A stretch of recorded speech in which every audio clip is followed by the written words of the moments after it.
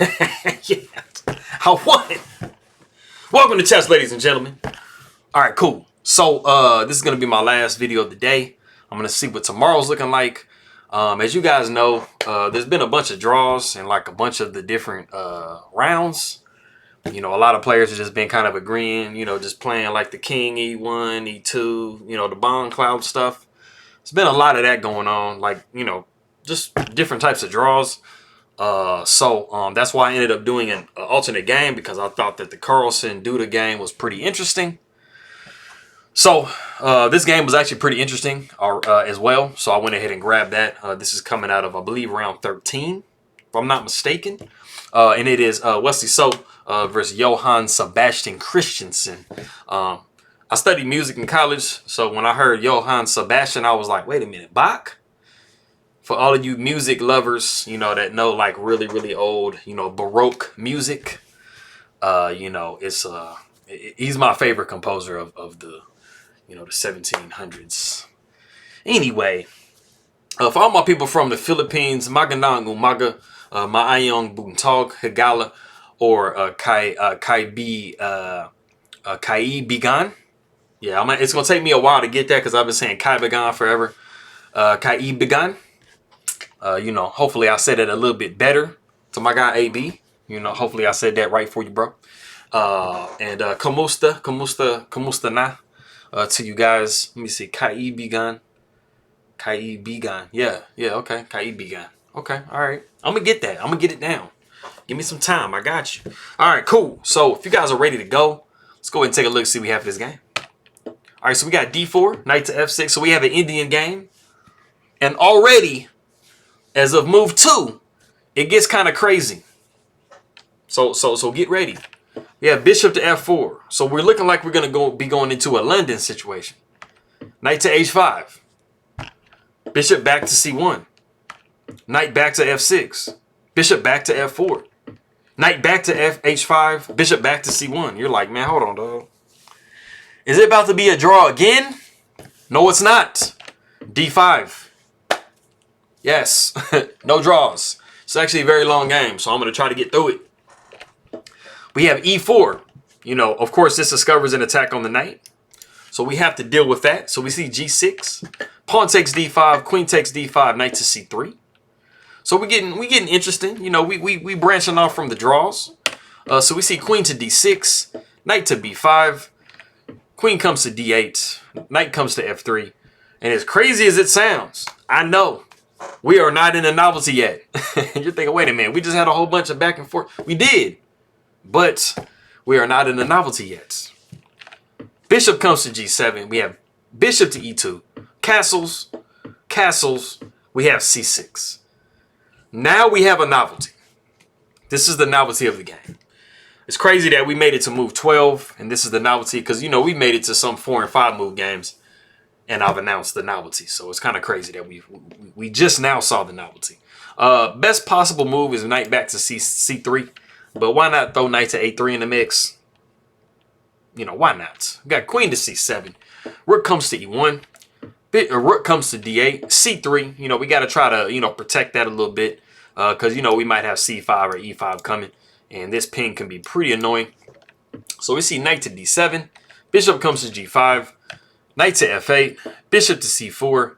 We have bishop to E6. Now, it's kind of scary to think that this might be the player's preparation. This might be their opening, you know, that they prepared for the tournament. It's crazy because, like, I mean, this even looks weird to me. You got this knight on the rim. You got this knight all the way back here on F8. You know, that knight moved like 12 times. Now I'm playing. But anyway, it's crazy to think this is something they might have prepared. So we have bishop takes E6, knight takes E6. And now we've reached a point in the game where I want you to dig deep into your tactical mind and see if you can figure out the best possible move in the position. All the other moves, you know, they give black a nice little advantage, a small advantage or a significant advantage. But this move actually gives white the advantage. So go ahead and stop the video and see if you can find that move now. All right, cool. So the move is a rook sacrifice, exchange sacrifice, rook takes e6. Like some of y'all might be thinking, wait a minute, like why? Like why would you give up the rook for a knight? That's the same thing I said, so we're the same. But it's crazy because this actually gives white a pretty nice advantage. And I'm not 100% sure why. Pawn takes e6, you got queen to e2. You're probably going to be able to round this pawn up at some point. You know, the rook can swing over and stuff. You know, you can try to, you know, work your knight around, you know, to get at it. But I think the major reason why you have such an advantage is the fact that this knight is coming here and it's going to be coming here. And just the central control that you get from your knights outweighs the fact that you gave up a rook. That would be my assumption as to why it's so strong for white. Because it does seem like black should just be better. And they have a bishop. But anyway, we see queen to d7, knight comes to c4. We have bishop to f6, g4, knight to g7. So if we fee and kettle the knight. Knight c comes to e5. So like I was saying, this is where the central control starts coming in with the knights. We see queen to d5, c4, queen back to d6, bishop to f4. So, you know, of course, if the queen just stays there, you know, we have some nice little discoveries here on g6. Queen comes to b4. We got rook to c1, queen to a5. We have a3, protecting the pawn over there. We got c5, pawn takes c5, queen takes c5. We have b4. So, you know, you can see that, you know, white is doing a really good job with their pawns. You know, and it's far superior to black's, you know, messed up pawns. But like I said, it's a rook. It's crazy. I don't know. I like the rook. I don't think I would have gave up the rook there. I think I probably would have ended up just losing in personally. Because I wouldn't have exchanged it. Queen comes to c8. c5 comes. We have rook to d5. We got h3, just reinforcing this little pawn over here. That's kind of lonely. So we have knight to e8, c6, pawn takes c6, knight takes c6, with the nice idea of a discovery here on e7. So, you know, we have to fix that. So we got queen to d7. We got b5. We have g5, bishop back to g3, knight to g7, fee and kettled again. And we have a4. So, you know, we're looking pretty nice. Looking pretty nice here for white. You know, we do have the possibility of creating a pass pawn here. So that's legit. We do have our knight nicely placed on c6 and fully supported with this rook. This knight could come in the game. So, I mean, we're actually looking kind of juicy for white, though. I ain't gonna lie. So we got h5. You know, trying to break down, you know, white's structure a little bit. Knight comes to b4. We see pawn takes g4. Pawn takes g4. We have a rook to c8. So black really wants to trade rooks, so it should give, you know, black a nice little advantage. Unfortunately, in this position, you can actually take on c8 with check, queen takes c8, and you get your rook back. So I'm not really sure. I feel like there might have been something else. I guess no. I guess not. There really isn't anything else you can do with this rook because it is kind of stuck. Yeah, it's pretty stuck. It's pretty stuck. Anyway, so rook to c8. We see the exchange of rooks on c8. We see knight taking d5, pawn taking d5. And so, you know, black has been able to correct their pawn structure pretty much. But, you know, white just has a pretty nice initiative here. So the knight comes to e5, centralizes itself.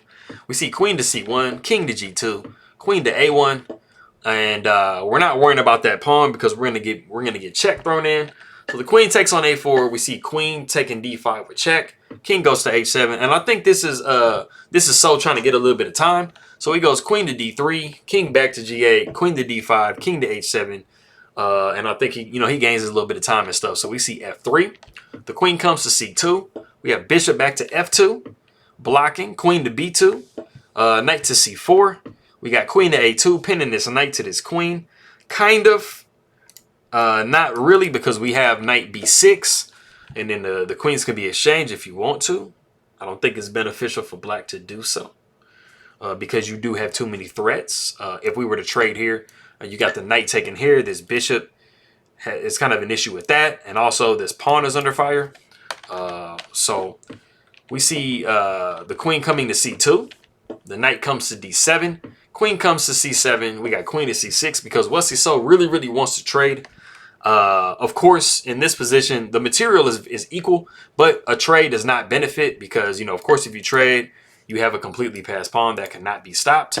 And there's not a way to put the bishop here to stop it from going here. And, you know, this knight situation, that might work, but you're dropping this pawn. So we don't want to do that. So we see queen to f4, avoiding the trade. Queen to e4 with check. And so this forces the trade of queens. So the queen takes on e4. Pawn takes e4. We see knight to e8 and we see e5. And unfortunately, the situation is dire enough with this pawn being under fire and just this pawn running up the board that the bishop has to be given away by black. So we see knight to c7, pawn takes f6, pawn takes f6. Knight takes f6 with check. King goes to g6. We got b6. Nice little in-between move. Pawn takes b6, and then another in-between move. Bishop takes b6, and then we see knight to e6. And I'll run through these moves. We see a little bit of maneuvering around. So we got knight to e4, knight to f4 with check. King comes to f3, knight to e6, bishop to e3, king to h6, king to g3, king to g6, king to h3, knight to c7. Something has to give, and now the pawn drops. Bishop takes g5, knight to d5. We got bishop to d2, knight to e7, king to g3, knight to c6, bishop to c3. And it's looking like it might be a situation where Johan-Sebastian could possibly sacrifice his knight for this pawn and try to see if we can get Wesley So into a bishop and knight in king versus king endgame, which is very, very hard to win. I have confidence that Wesley So does know how to do this. Most players at their level are going to know how to do this checkmate just because why not? You know, it's really embarrassing to kind of get to this type of an endgame and not be able to mate. It happened to a women's world champion at one point, and it does kind of suck to you know, get in a completely one theoretical endgame and not win. So we're seeing if he can do that now. So we got knight to e7, knight comes to d6, we have knight to d5, bishop to d4, and we see knight to e7. We got king over to h4, knight to d5, knight to c4, knight to f4, knight to e5, king to h7. We have bishop down to b2. We got knight to g2 with check, king comes to h5, knight to f4 with check, king comes to g5, knight comes to e6 with check. We got king to f6. So, you know, see white is slowly making progress up the board. And so we see knight to f4. We got g5, being very careful, you know, to make sure that we don't lose this pawn. Even though, like I said, if Wesley So does know how to checkmate with a bishop and a knight, it's no worries. We got knight to d5 with check, king to f7, knight to f4. We got knight to d7. We got knight to g6. And then we have knight to f8 with check. And that is the point in the game where Johan-Sebastian Christiansen does resign the game. And this forces the trade of knights. So you would see something like knight takes f8, king takes f8. And best possible move, king to g6. But the pawn is on a dark square. The most important, well, I guess it's not, it doesn't really matter because this isn't a rook pawn. So it doesn't matter if you have the right bishop or not. So yeah, you just have a favorable position where the king is controlling the queen square and this bishop is controlling, you know, the next square, you know, that the pawn needs to go to. So you just back up the bishop to c1, and then as you can see, the king cannot back up here because you are going to be going like this. The king is going to move back up here, and then you be very careful not to stalemate. So you push bishop to b2 with check, king would come down.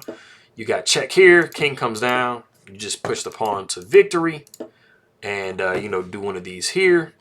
And also, if the king just comes and goes away, a little variation that I didn't come up with, but I mean, it's just kind of theoretical. We see king to g7, king to e4. We got g6, king to f5, king over to f7, king to g4, g7, king to f3, g8 equals queen. And I'm just doing this in game real quick for you guys to kind of just show you the technique as far as king and queen versus king. For those of you who might not know how to checkmate that way, it's a very basic in-game pattern to be familiar with. So all you need is the king and the queen. So we have king down here to e2. Queen comes to g3. Now, the thing that you want to always remember when you have a king and a queen versus a king is when you do place the queen in the vicinity of the king with the purposes of trying to cut it off as much as possible, it should be about a knight jump away. So, you know, you have multiple possibilities. You can cut it off this way, or you can cut it off this way. I chose this one because this is the most direct and quickest way, because it does reduce the king to as few areas as possible. So you can see that the king is reduced to having to be on one of these two ranks. So the king comes down, and then you just do the same thing again. King, queen to f2. King you know, knocks the bishop off, but you don't care because you're gonna checkmate with the king and the queen. Queen goes to E2, king goes to B1, queen goes to D2, king goes to A1, and very, very careful not to stalemate. You want the queen to be a long knight jump away. So it's going to be 3 squares over and 1 square up. And then basically the king can only go back and forth. So you just calmly walk the king down. King E6, king B1, king D5, king A1, king C4, king B1, king B3, king A1, and then queen to B2 with checkmate. And that is the checkmate, king and queen versus king. I've also covered it in one of my first, as actually my first video I ever did on YouTube was a king and queen versus king. I'll go ahead and toss the video up here for those of you that want to learn the entire technique behind it. So for all of you guys that don't know, I do have a beginner and intermediate chess series that I did. And I also have, like, you know, king movements and pawn movements. I have all kinds of stuff. So if you go back into my archives, you guys can find those videos. If you do want to learn some different chess concepts, stuff like that. But anyway, that is that game. I appreciate you guys very much. It was tusen takk for all of my people that are from Norway. You know, that come and check out my video. Appreciate it very much. And Mariming Salamat Po Aking Maga Kaibigan. I think I'm saying that more rightly. Kaibigan. Appreciate it. Let me know if that sounds more correct. But I will see you guys next time. All right.